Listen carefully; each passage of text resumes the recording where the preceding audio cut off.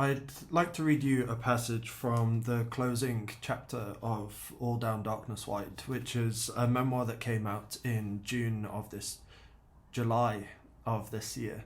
And the book begins in a cemetery in Liverpool, and it's haunted by a series of ghosts, two of which are also poets. One of them is the Victorian poet-priest Gerard Manley Hopkins, who lived just down the way from here in Dublin on St Stephen's Green.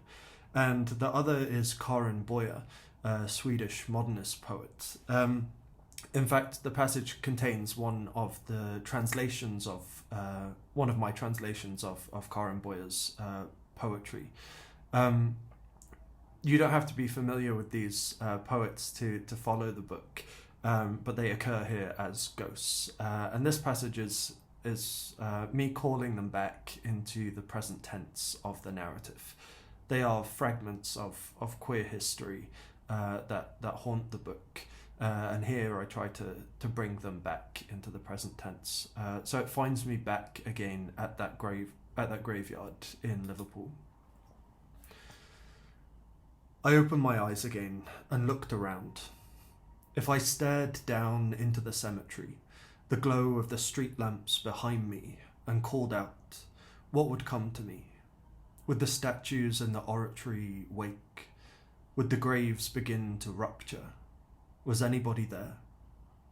And if there was, would I recognize any of them if they came out of that darkness and stepped towards me? What if it was myself, or that lost version of me, a flicker of the past? Would I know his face, and would he know mine?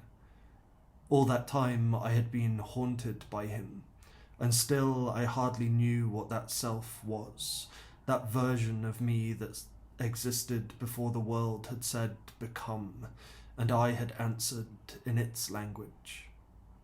I thought of Hopkins, his line of men walking in the marsh air with their beams, following a lantern. At the end of his poem, it is Christ who watches them, whose heart wants them, whose care haunts them, their ransom, their rescue, and first, fast, last friend. And then I remembered one of the last poems Karin Boye ever wrote. Elias and I had translated it together.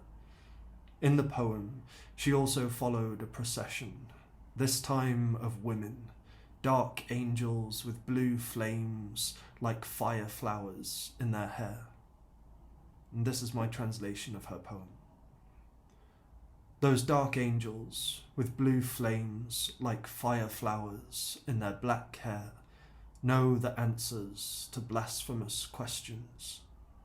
And perhaps they know where the bridge goes from the depths of night to the day. And maybe they know the harbour of unity. And maybe in the Father's house there is a bright dwelling that has their name. Both of them hoped, one with certainty, one with longing, that there would be a place for those people, a friend to watch them, a room with their name above the lintel. But perhaps, after all, it should never be another place, never be another person. It should be here. The friends should be us. The Father's house should be our own. Standing at the foot of that pathway, I realized that maybe that was it, after all. Maybe I could call to them, could call to myself, in my body, in my deeds, in my words. I would set a fire burning for them. I would bring them home.